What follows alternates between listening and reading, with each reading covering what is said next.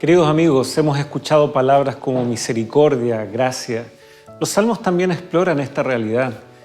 La misericordia de Dios es algo tan propio de su carácter, y aunque esta palabra, misericordia o hacer misericordia, también ocurre en dinámicas entre personas, entre seres humanos, nada se compara con la misericordia de Dios.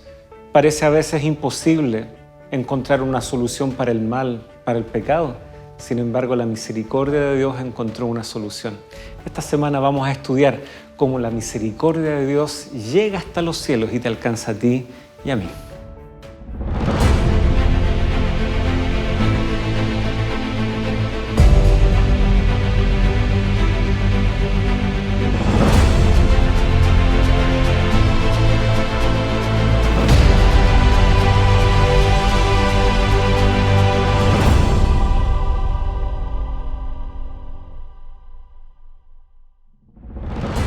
Esta semana, tu amor es grande hasta los cielos. Te alabaré entre los pueblos, Señor. Cantaré de ti entre las naciones, porque tu amor es grande hasta los cielos, y hasta las nubes tu fidelidad. Salmos, capítulo 57, versículos 9 y 10. Gracias, queridos amigos, por estar junto a nosotros una vez más. Las semanas ya van pasando, estamos en la lección número 7. Puede imaginar lo rápido que pasa el tiempo, y es así cuando nos zambullimos y disfrutamos de la palabra de Dios. Y ustedes ya lo conocen, ya desde casa, ha estado con nosotros todas estas 6 lecciones en esta temporada, el pastor Luis Saavedra. Muchas gracias por acompañarnos una vez más. Muchas gracias por la invitación. Nuevamente es una alegría estar compartiendo este espacio contigo y también con nuestros amigos que nos están mirando desde sus hogares. Sin duda, amigos que claramente nos acompañan de diferentes lugares. Siempre es grato poder comunicar o expresar nuestros saludos a ustedes que se dan el tiempo y, ¿por qué no?, seguramente no están solos, así que extiendan esos saludos a sus amigos y a su entorno familiar. En esta oportunidad tenemos la posibilidad de explorar tal vez uno de los temas que es transversal en la Escritura, y es el concepto del amor de Dios. Así que vamos a orar para ya luego empezar a explorar cómo los salmos, que ya nos han paseado por angustia, por muerte, por exilio, por una serie de cosas, bueno, cómo también nos muestran esto que es el gran motor, ¿no es cierto?, de cómo es Dios y cómo Él actúa, que es su amor, su misericordia. Así que vamos a orar, queridos amigos, acompáñenos en la oración. Padre amante, gracias una vez más por tener este espacio para estudiar, para abrir tu palabra, que tu Santo Espíritu siga bendiciéndonos, acompañándonos para extraer de tu palabra estos principios, estos consejos, estos desafíos que también tú nos dejas para tener una mejor forma de vivir. Condúcenos, Señor, conforme a tus propósitos, lo pedimos por Jesús. Amén. Muy bien, tenemos aquí entonces esta idea del amor de Dios. La lección, digamos, nuestra guía de estudio dice: tu amor es grande hasta los cielos. Evidentemente es una forma poética de expresar, porque tal vez ni los cielos pueden contener a Dios. Ya Salomón fue muy claro en señalar aquello cuando dedicó el templo, ¿no es cierto? Ahí en Primero de Reyes, capítulo 8, y así otros lo han mencionado en la Biblia. ¿Quién puede contener a Dios? Su grandeza, su poder. Por lo tanto, entendemos hacia dónde apunta un título como ese, pero claramente no está restringido, y así lo vamos a descubrir. Pero hay una cosa que es cierta: Dios es un Dios de amor y lleno de misericordia. Así es. Mira, creo que estamos llegando a un punto dentro de lo que hemos ido estudiando, ¿no?, como tú lo mencionabas, que es muy importante. A veces hay ciertos conceptos con respecto al carácter de Dios y que tratan de enmarcarse dentro del contexto bíblico, ¿no?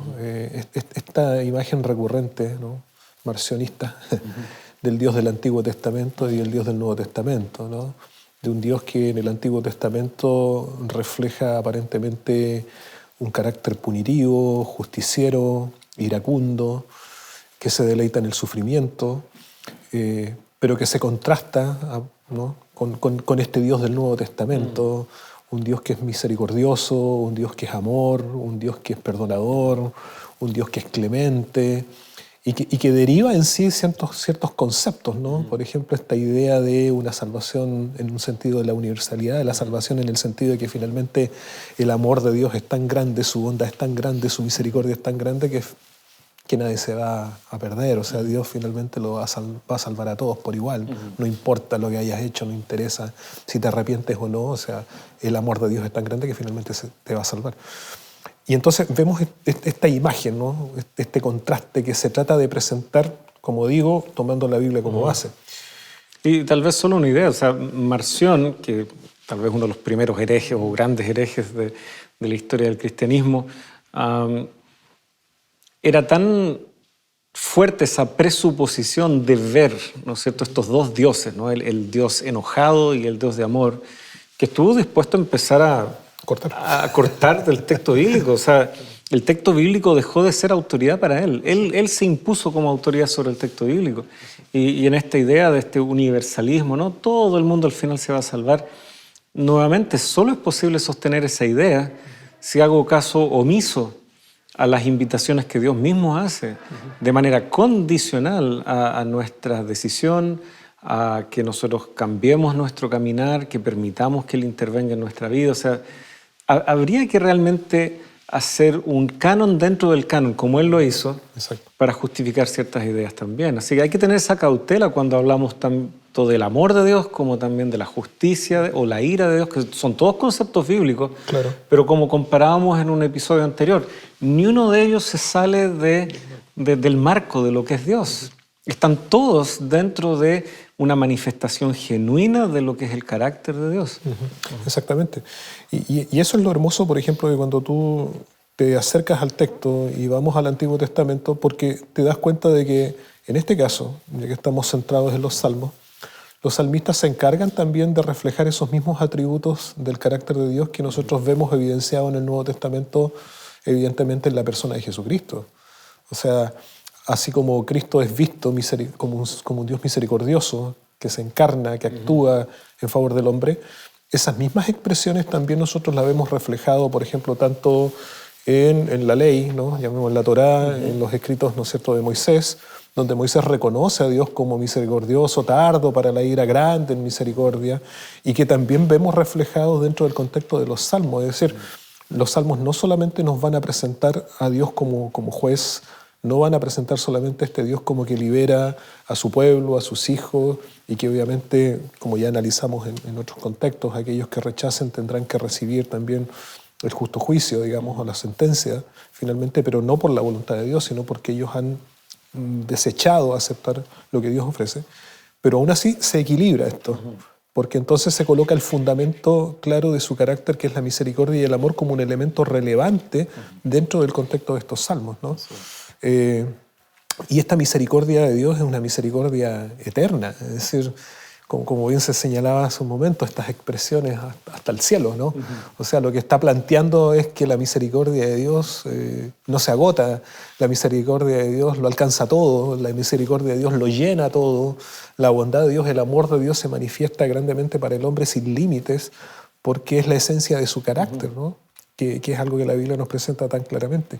Y eso es también un elemento esperanzador para el pueblo de Dios. Es un elemento también de consolación para los hijos de Dios que vivimos dentro del contexto de esta aflicción y de este mundo, ¿no?, de pecado, donde Dios obviamente nos ama y finalmente cuida de su pueblo y Dios actúa en favor de ellos, ¿no? Creo que uno de estos salmos importantes es el Salmo 136, ¿no? Sí. Y sin duda, tú lo mencionabas, esto está anclado en la historia. Este es un salmo que nuevamente va a ser memoria de esos hitos en la historia de ellos como pueblo.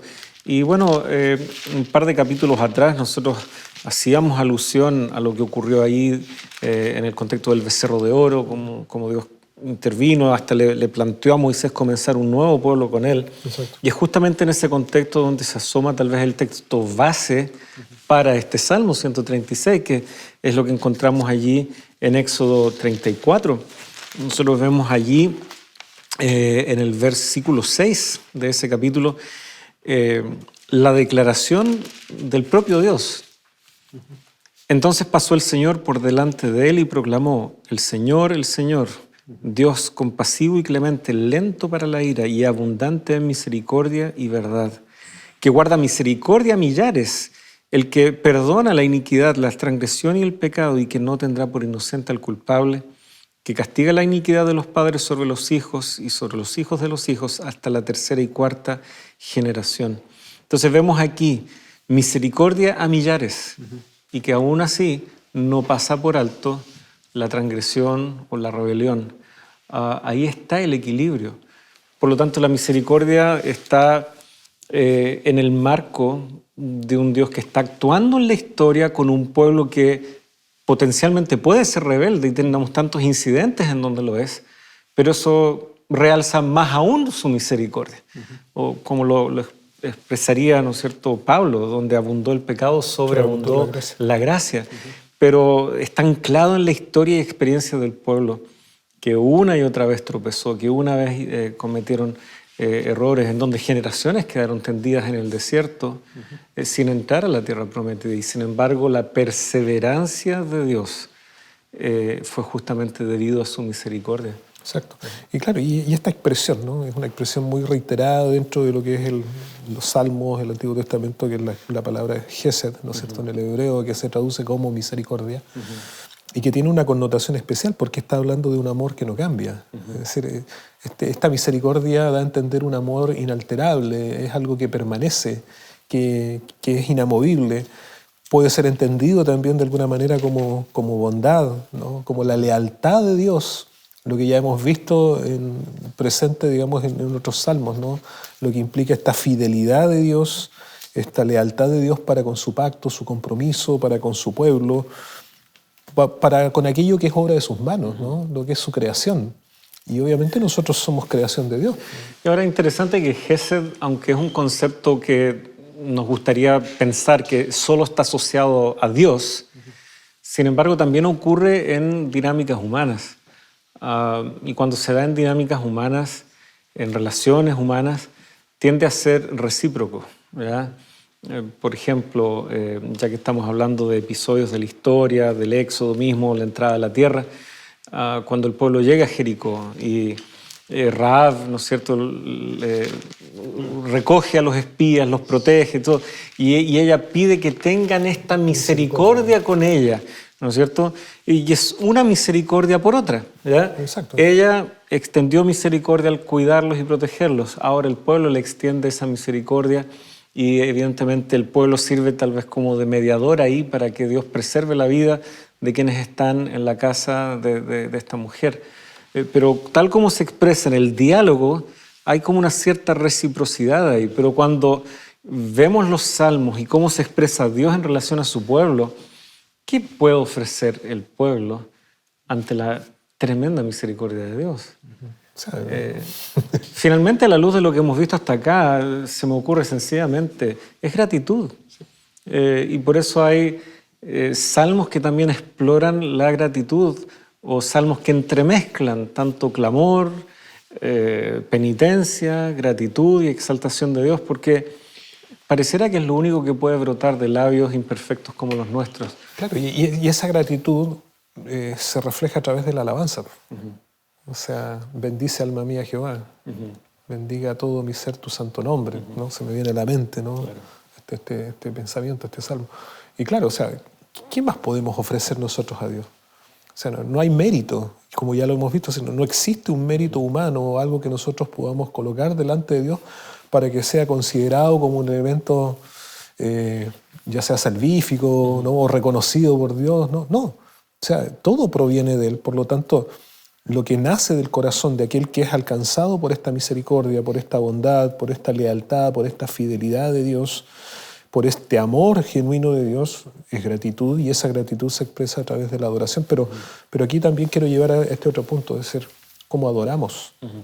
Y no me estoy refiriendo únicamente al contexto de un lugar, de un tiempo, de una forma de adoración, que puede ser el culto, sino entender que nuestra expresión de adoración tiene que ver también con nuestra vida.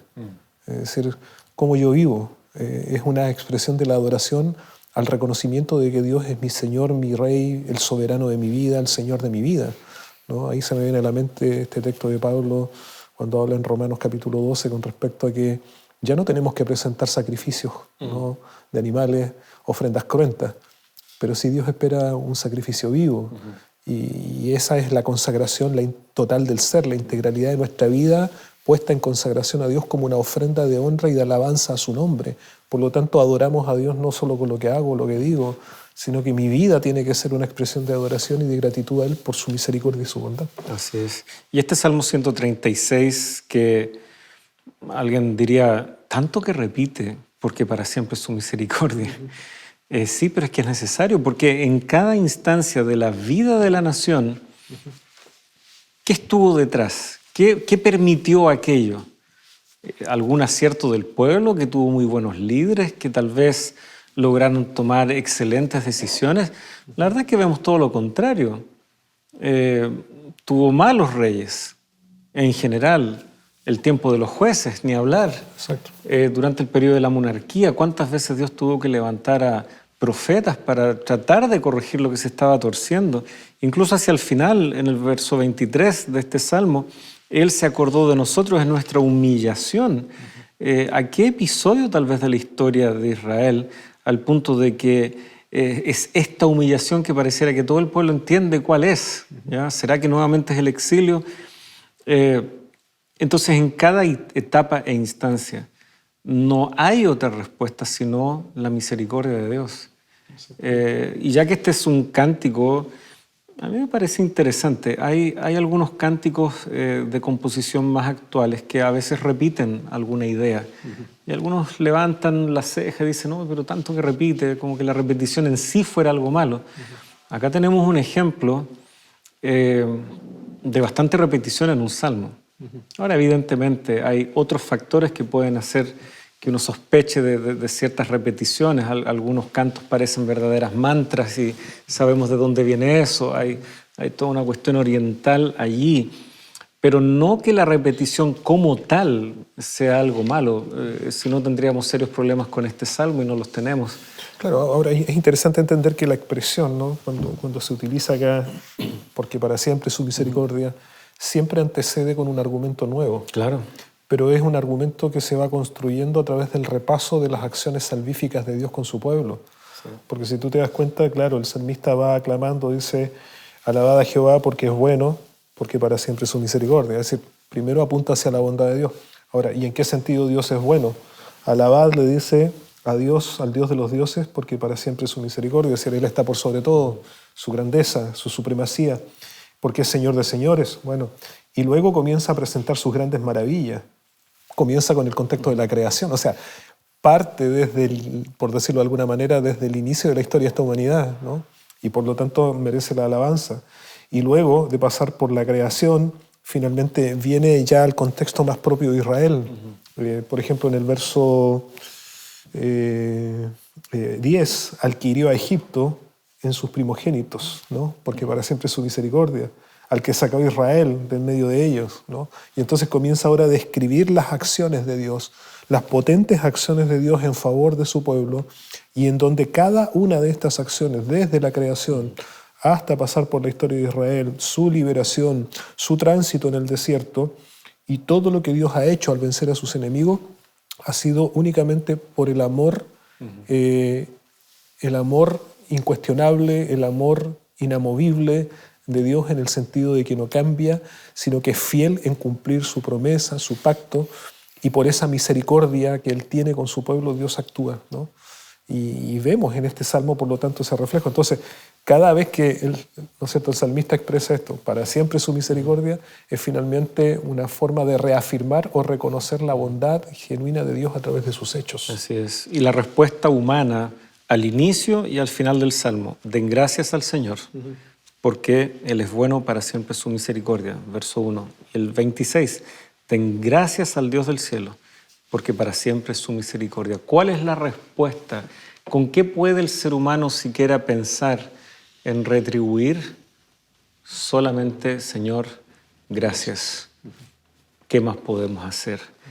Queridos amigos, ha llegado el momento de hacer una pequeña pausa, así que vamos y volvemos. Aguarden tan solo un momento para continuar junto a nosotros en Lecciones de la Biblia.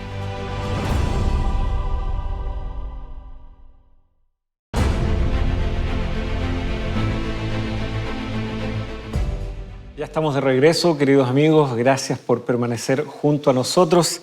Qué grato es poder llegar a sus hogares, así que reciban una vez más un afectuoso saludo de todo el equipo de Nuevo Tiempo Chile. Estábamos dialogando aquí con el pastor Luis. Evidentemente el Salmo 136 va marcando muchos hitos, desde la creación, pasando por la historia de toda una nación. Pero la misericordia de Dios no actúa solamente en estos planos amplios y generales, aunque por cierto es necesario ahí, para contener todo un mundo que está en pecado, que sufre bajo el embate del pecado. Pero ¿qué pasa con el plano más individual? ¿Qué pasa con la persona? Con esa situación tan particular. Evidentemente compartimos ciertas cosas. El pecado de uno puede parecerse bastante al pecado de otro, pero la forma en que lo vivimos es intransferible. Exactamente. La forma en que buscamos a Dios no la podemos... ora a Dios por mí. Algunos querrían hacer eso, algunos hasta lo hacen, pero no es lo que los salmos nos expresan. Exactamente. Ahora, hay un salmo, ¿no?, que es el Salmo 51, y que es justamente el fiel reflejo de aquello, de ser del corazón humano, del corazón pecador, que finalmente, ante la magnitud de su pecado, termina humillándose delante de la presencia de Dios y apelando justamente a la misericordia de Dios, ¿no?, frente al pecado, ¿no? Siempre el pecado tiene estragos, siempre el pecado produce dolor, siempre el pecado tendrá sus frutos o sus consecuencias en la vida del ser humano y a veces también en la vida de otras personas. Pero aún por muy doloroso que sea, por muy grave que sea el pecado, ¿no?, por decirlo de alguna forma, en sus efectos, sin embargo, el hombre puede encontrar refugio y esperanza y perdón porque el amor de Dios y la misericordia de Dios es grande. Y el Salmo 51 es justamente una expresión de aquello, ¿no? Si tal vez podemos ir y leer este Salmo y vamos analizando algunos textos acá. Mira, se lo define este Salmo como un Salmo de arrepentimiento, ¿no? Una plegaria, una oración pidiendo no solamente el perdón, y ese es otro elemento interesante que vamos a ver aquí, sino que esa misericordia de Dios no solamente abarca una declaración, sino que la misericordia de Dios está asociada con una acción de restauración, que es tal vez lo más valioso de todo esto en esta relación, el pecador con Dios, ¿no? Mira, en el verso 1 dice así: ten piedad de mí, oh Dios, conforme a tu misericordia, conforme a la multitud de tus piedades, borra mis rebeliones. Ahora, ¿qué es lo que el salmista le está pidiendo a Dios acá con esta expresión? Cuando le dice, ten piedad de mí, Dios, conforme a tu misericordia. O sea, lo que el salmista le está pidiendo a Dios, en otras palabras, es, no me trates como merezco. Sí. Es el reconocimiento, yo digo, es el reconocimiento sincero, verdaderamente, de quien ante la presencia de Dios entiende que ha pecado y de la forma como lo ha hecho, ¿no? Porque aquí estamos hablando justamente en el contexto de David, rey de Israel, hombre poderoso. Figura pública. Pública, valiente, valeroso, reconocido, que ha librado grandes batallas, que ha librado al pueblo de Dios, ¿no?, desde su juventud, venciendo a un gigante, etc. Pero que también vemos la realidad de este hombre que en algún momento pudo llegar a ser un instrumento poderoso en las manos de Dios, pero que luego se deja, ¿no es cierto?, llevar por el pecado, en este caso, ¿no es cierto?, cae en un pecado tan triste y doloroso como lo es el adulterio, pero que no solamente conlleva el adulterio, sino que se mezclan también otros pecados acá. El homicidio. El esposo de Betsabé. Exacto. Involucrar a su capitán en la conspiración. Exacto. La mentira como una herramienta o una estrategia para tratar de encubrir el pecado, porque nosotros recordamos finalmente lo que pasa, ¿no? Como David después rápidamente toma a Betsabé como esposa, es decir, toda una trama, todos los elementos que conlleva una decisión. O sea, te das cuenta, y por lo tanto, claro, alguien podría decir, pero ese fue el pecado del adulterio. No fue solo el pecado del adulterio. Fue una cadena. Fue una cadena de otros elementos, uno tras sí, como dice el dicho por ahí, ¿no? Es imposible tapar el sol con un dedo. Y cuando el ser humano cae en esta ¿no es cierto?, debacle del pecado, generalmente un pecado siempre traerá otro y otro y otro y otro, hasta que el hombre queda en lo más profundo, ¿no es cierto?, del abismo o de ese lodo cenagoso, como también David lo refleja en otros salmos. Y en este caso, claro, David reconoce delante de Dios su pecado, la gravedad de su pecado, y entiende después de ese diálogo con Natán, ¿no?, que en verdad, ¿no?, él no merece otra cosa más que la muerte, pero sin embargo apela a la misericordia de Dios y le pide, Señor, en otras palabras, cuando le dice, ten piedad de mí, conforme a tu misericordia, o sea, Señor, por favor, no me trates como merezco, ¿no? Y apela a ese aspecto, digamos, del carácter divino. Al mismo tiempo, la misericordia de Dios sí cumple una función de revelar, de mostrar las cosas tal cual son. Si bien David está diciendo, no me trates como merezco, aún así no puede pasarse por alto ni camuflarse lo que ha sucedido. Y vemos acá, versos 5 y 6, tal vez para entender el 6, al cual tal vez quiero más destacar en su contexto. Yo nací en iniquidad y en pecado me concibió mi madre. Tú deseas la verdad en lo más íntimo y en lo secreto me harás conocer sabiduría. O sea, cuando Dios se manifiesta, lo hace no desconociendo nuestra condición.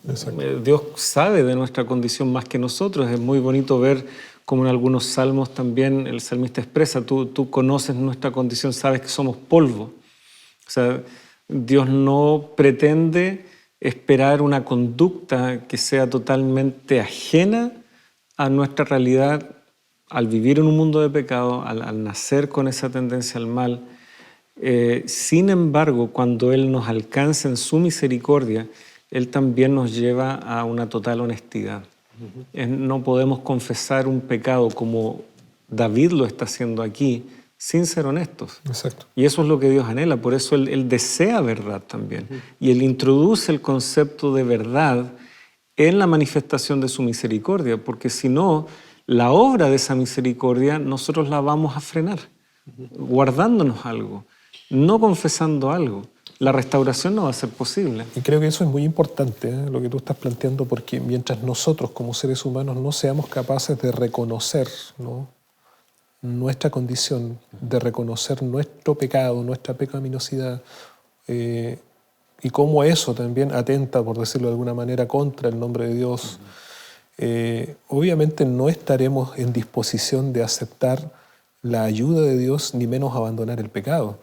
O sea, hay un elemento que es importante y es el hecho de esa conciencia. Es decir, finalmente, cuando volvemos en sí, en nuestro razonamiento, y nos damos cuenta de que nos hemos alejado tanto del Señor y que necesitamos volver a Él, ¿no?, ese corazón también tiene que estar dispuesto, con la ayuda de Dios, a un cambio, a un abandono. Pero tiene que haber esa conciencia, es decir, ese autoentendimiento de la magnitud de lo que es el pecado. Porque a veces en nuestra tendencia natural, humana, es minimizar el pecado, hasta incluso justificarlo, ¿no? Meterlo en una estadística, ¿no es cierto? Exactamente. Desde chiquititos lo hacemos, pero si todos lo hacen. No estamos pensando en términos estadísticos, ni el niño no está pensando voy a normalizar mi conducta. No, él no usa esas palabras, pero si todos lo hacen, él exactamente lo mismo. Exacto. Entonces, cuando nosotros llegamos a ser conscientes finalmente de lo que significa el pecado, de lo doloroso que es, de los estragos que ha generado en nuestra propia vida, que de paso, obviamente, llegar a esa acción o a ese convencimiento hasta no es natural. Es decir, en el sentido de que nuestra tendencia y nuestra inclinación al mal, como decíamos, nos lleva a justificar. Sino que hasta eso, es decir, el arrepentimiento desde el contexto bíblico siempre es un don de Dios. Es decir, hay una acción del Espíritu Santo que nos confronta nuestra condición y que nos hace, por lo tanto, reflexionar y entender y decidir que finalmente tenemos que tomar un camino distinto al que estábamos llevando. Y ese es un milagro, esa es una acción de Dios en nuestros corazones. O sea, el Espíritu Santo despierta en nuestro corazón esa conciencia de pecado, nos confronta ante lo que es Cristo y su pureza y su santidad y su salvación, y nos hace de alguna manera reflexionar para tomar una decisión. Pero mientras ese paso no se dé, el hombre obviamente seguirá en esa tendencia de naturalizar, de justificar, de seguir caminando, ¿no es cierto?, en esta senda de perdición y de pecado. Y lo que pasa con David es justamente eso, o sea, Dios lo confronta, lo confronta frente a su mal. Utiliza, ¿no es cierto?, al profeta como una herramienta, un elemento. Y le cuenta una historia, una narración que David, no sé si estaba tan distraído todavía con los problemas que le estaba acarreando su pecado, que no logró identificarse en la historia. Exactamente. Hasta que Natán tuvo que decirle ya, tú eres. Tú eres ese hombre. Claro. Sí.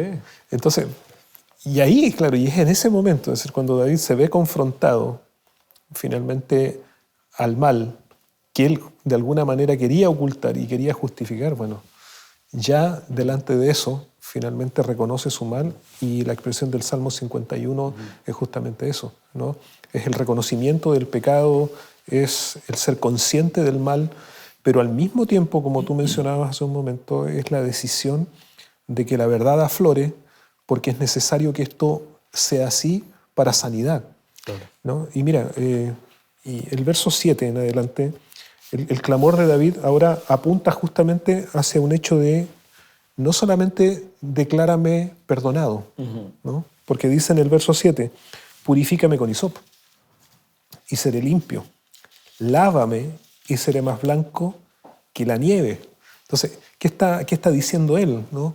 O sea, Señor, no solamente espero que me declares perdonado, sino que está asociado al acto del perdón esta limpieza o esta purificación o esta transformación del carácter o de la vida, lo que implica el arrepentimiento, la confesión, el arrepentimiento como el abandono finalmente de esta conducta de mal. Claro. ¿Ya? Y esto es muy importante en el contexto de la Biblia, porque hay quienes a veces declaran o quieren aceptar el perdón solo como una declaración. Lo ven casi como pagar una multa, ¿no es cierto? Hice algo malo, voy y pago la multa, sigo. No, nada cambió, no cambiaron su actitud, probablemente la conducta la van a volver a reiterar porque saben que la multa, prefieren pagar la multa a hacer un cambio de carácter, ¿no es cierto?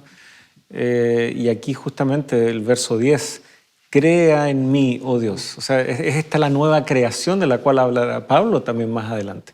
El que está en Cristo, nueva criatura es. ¿No es cierto? Somos una nueva creación. Hay un corazón limpio ahora y un espíritu renovado y recto dentro de nosotros. Y mira, y en el verso, estaba viendo ahora el verso 14, asociándolo un poco a lo que tú estás mencionando, el hecho del cambio de esta conducta. David le dice, líbrame de homicidios. Oh Dios, Dios de mi salvación, cantará mi lengua tu justicia.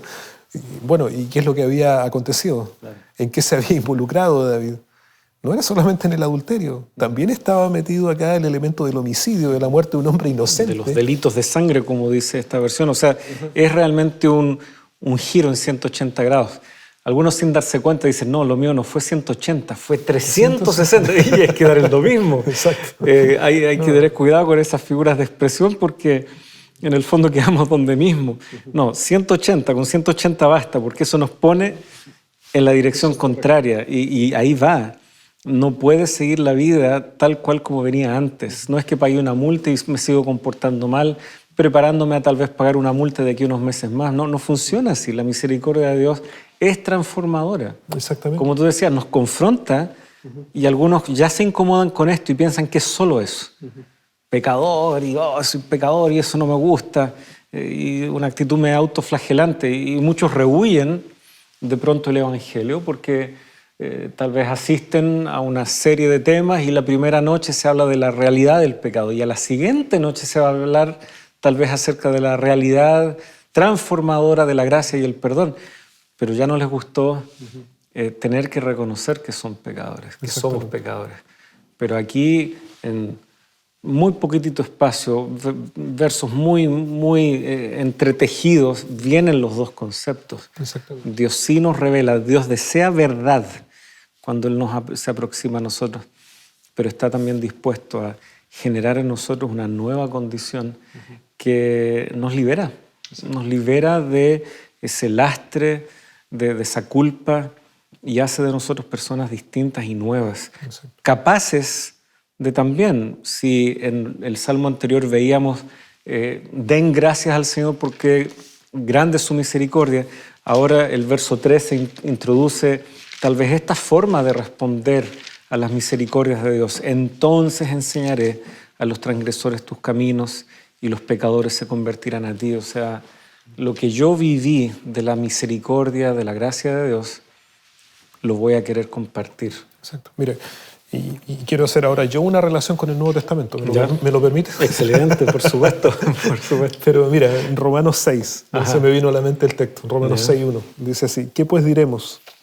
¿Perseveraremos en el pecado para que la gracia abunde? De ninguna manera. No, es de ninguna manera, porque los que hemos muerto al pecado, ¿cómo viviremos aún en él? O sea, Pablo también, tomando estos conceptos, nos aclara perfectamente el hecho de que una vida nueva en Cristo, el perdón, el alcance de la misericordia de Dios también implica el abandono del pecado y la restauración de la vida ahora en armonía a la voluntad de Dios, a sus principios y una vida que sea cada día más semejante al carácter de Cristo. Sí. Entonces, es imposible, por decirlo de alguna manera, que aquel que con sinceridad llega a Dios, confiesa su pecado, se arrepiente de su mal, siga viviendo la misma vida de pecado, ¿no? Y es lo que es el clamor de David en el Salmo 51 finalmente. Y Pablo tiene que complementar con otras preguntas retóricas, porque luego él va a introducir en el versículo 15, entonces, ¿qué? ¿Pecaremos porque no estamos bajo la ley, sino bajo la gracia? De ningún modo. Y por la misma razón, ¿verdad? Hay otra motivación, hay una nueva motivación que no es ajena a lo que la ley ya señala. Entonces, amar a Dios, amar a tu prójimo, que digamos es la síntesis que ya vemos en el Antiguo Testamento respecto a los preceptos de Dios, abarcan no solo los 10 mandamientos, sino cualquier legislación, aunque imperfecta, que el ser humano quiera, con muy buenas intenciones tal vez, para proteger la propiedad privada, para proteger a alguien de perjurios y calumnias y tantas otras cosas. ¿En qué principios se basa?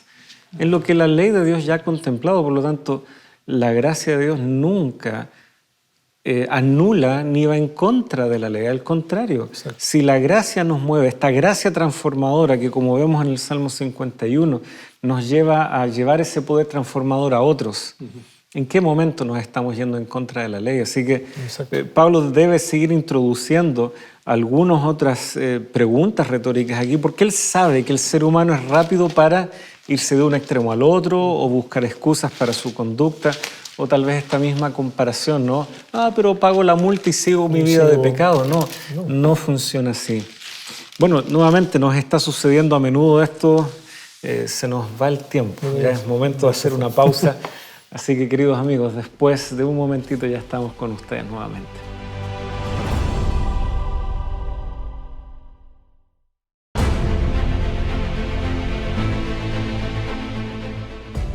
Hola amigos, es un gozo poder encontrarnos una vez más en tu programa Lecciones de la Biblia.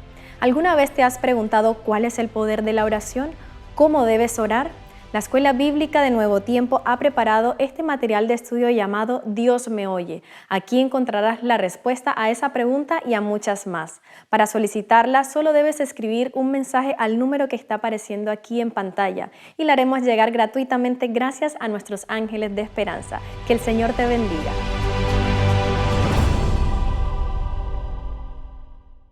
Así es, queridos amigos, ya estamos de regreso, tal como lo habíamos prometido. Gracias por permanecer junto a nosotros.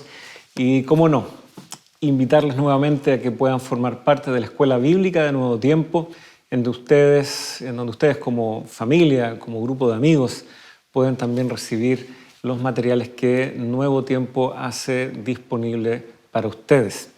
Eso es posible gracias a los ángeles de esperanza, personas, amigos de Nuevo Tiempo, que destinan parte de sus recursos para que usted reciba de gracia lo que Dios ya nos ha dado de gracia.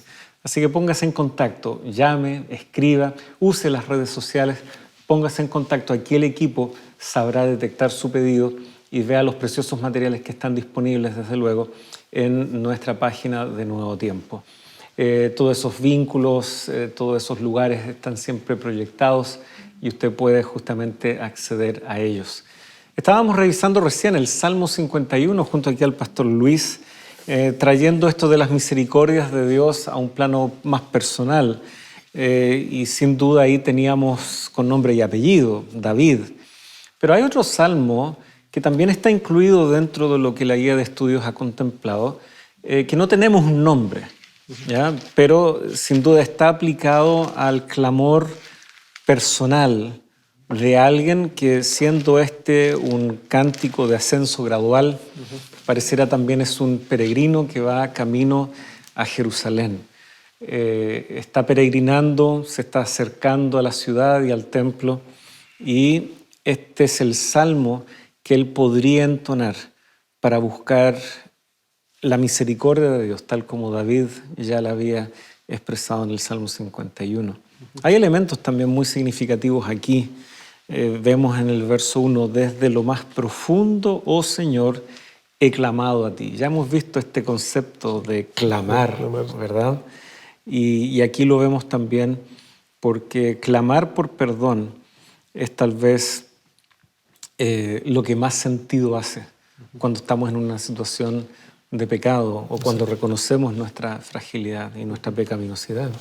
Pero miren, en el verso 3, ¿no?, llama la atención cuando él dice, ¿no?, oh Jehová, si miras los pecados, y él hace una pregunta. ¿Quién, Señor, podrá mantenerse? Claro. O sea, si Dios se fijara solamente en nuestros defectos, en nuestras equivocaciones y en nuestras imperfecciones, fuera, ¿no?, y fuera de Dios no estuviese presente en Dios, en su carácter, lo que ya hemos señalado, su misericordia, su perdón, su obra transformadora, restauradora, bueno, ¿qué más nos queda? Sí. ¿No?, en otras palabras. No, y es verdad que esta pregunta no nos queda más que encogernos de hombros, porque la respuesta es tan obvia. Esta versión lo señala así: si tú tuvieras en cuenta las iniquidades. Ahí la expresión, ¿no es cierto?, en el hebreo es como de si tú estuvieras guardando, preservando nuestros pecados, ¿ya? Es como guardándolos ahí en exhibición y los miraras todos los días y los contemplaras a cada rato. Nadie podría permanecer delante de ti. Y bueno, yo creo que ahí hay un concepto muy importante que es el alcance de la acción perdonadora de Dios. O sea, los profetas también señalan, ¿no?, que Dios es capaz de tomar nuestros pecados y dejarlo detrás de sus espaldas o echarlo a lo profundo del mar. Lo que se contrapone absolutamente con la actitud del corazón humano, ¿no? Jesucristo también lo ha graficado de alguna manera, la importancia o la necesidad del perdón, pero no solamente del acto de declarar el perdón, sino de cómo perdonamos, ¿no?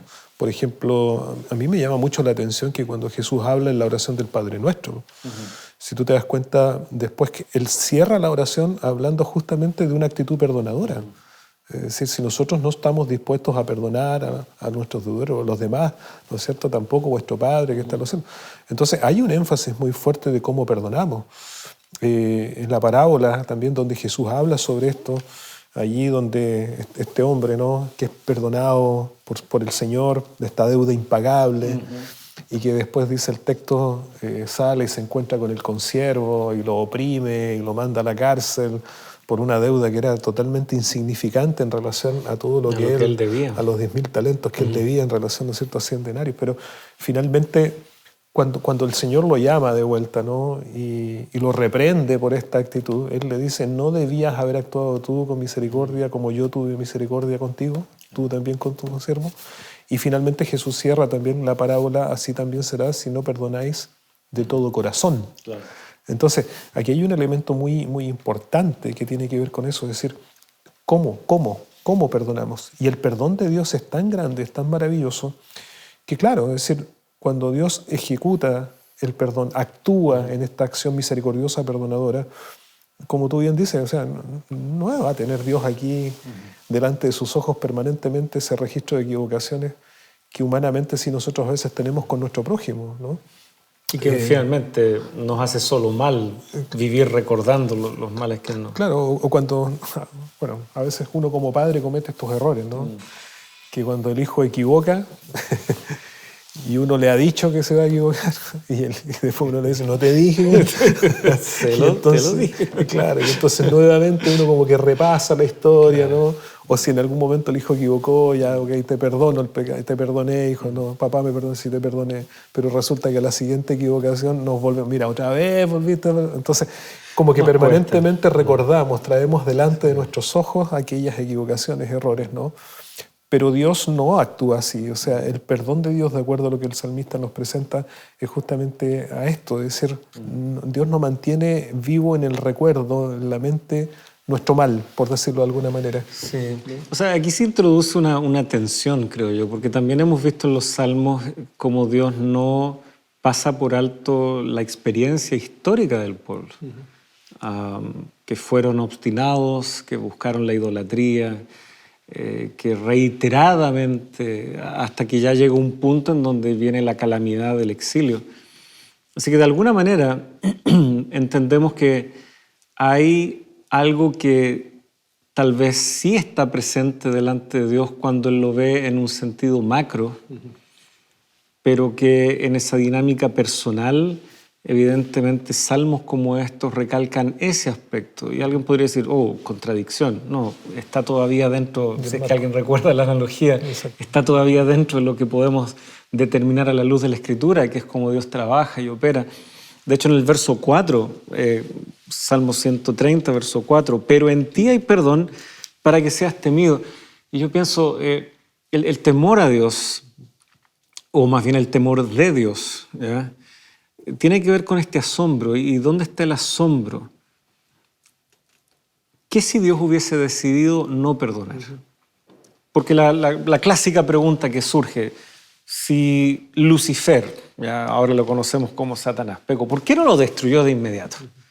O ahora en el plano terrestre, si Adán y Eva, ¿por qué no los destruyó de inmediato? O sea, no perdón, sino destrucción. Pero perdonar era el camino, y uso palabras muy humanas, muy imperfectas a la luz de la Escritura. Dios eligió el camino largo, Exacto. el camino más doloroso, Más difícil. el que implicaba la muerte de su Hijo, el que tenía que ver con que Dios se acercara a esta humanidad y se hiciera uno con esta humanidad. Ese fue el camino que eligió Dios, porque Él prefirió el perdón. ¿Cómo no vamos a temer frente a eso? Entendiendo que temor es asombrarse, maravillarse delante de las obras de Dios. Hay algo inexplicable, que es el amor de Dios, para que Él ofrezca perdón. Nosotros decimos, ahora sufrimos bajo los efectos del pecado.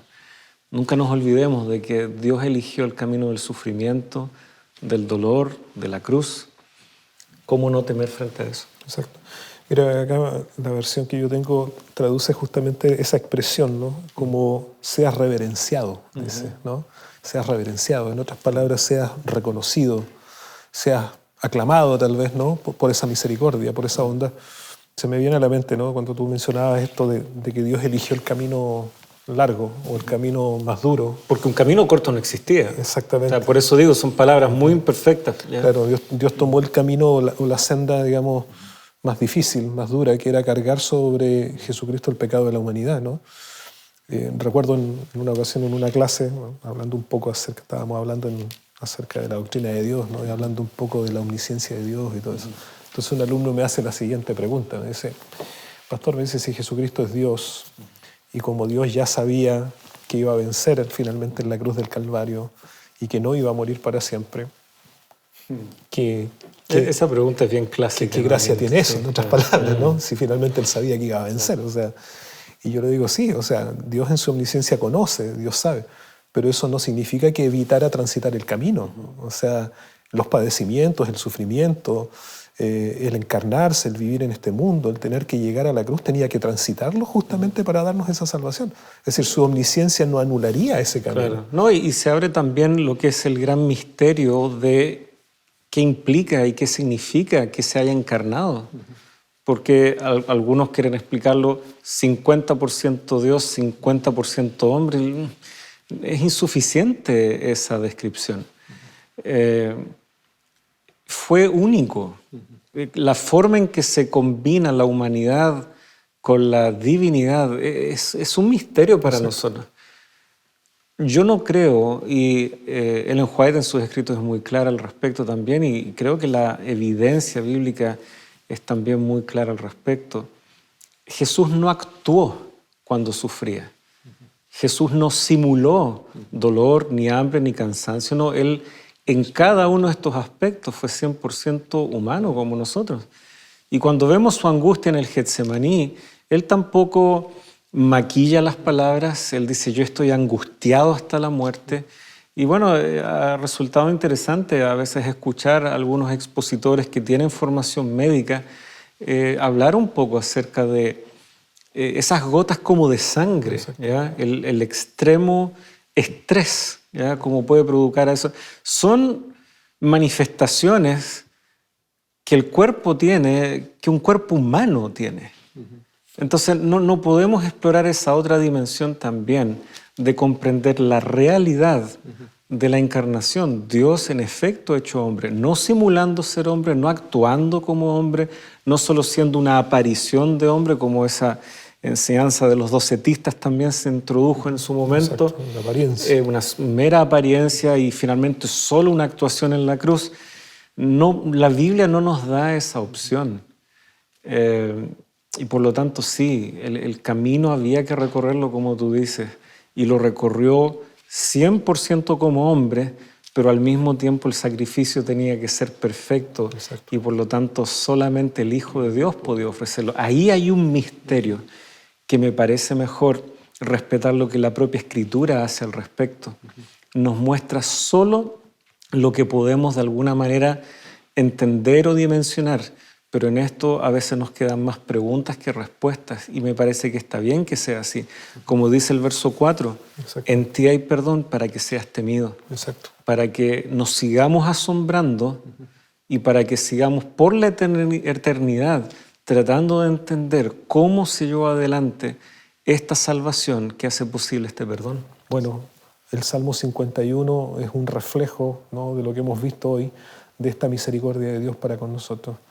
Y tal vez el pedido que tú puedes hacer hoy al Señor es: crea en mí, oh Dios, un corazón limpio, ¿no? Renueva ese espíritu recto dentro de mí.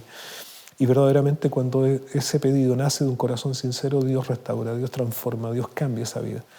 Y yo quiero invitar a cada uno de nuestros amigos que están allí en este momento que no duden, ¿no?, de esa misericordia, que no duden de esa bondad, que se entreguen finalmente en esas manos de este Dios maravilloso y lo aclamen y lo honren y lo reverencien por su misericordia y su bondad. Dios te ama y Dios limpia y Dios perdona y restaura. Vamos a orar en este momento. Nuestro Dios, gracias una vez más por tu palabra.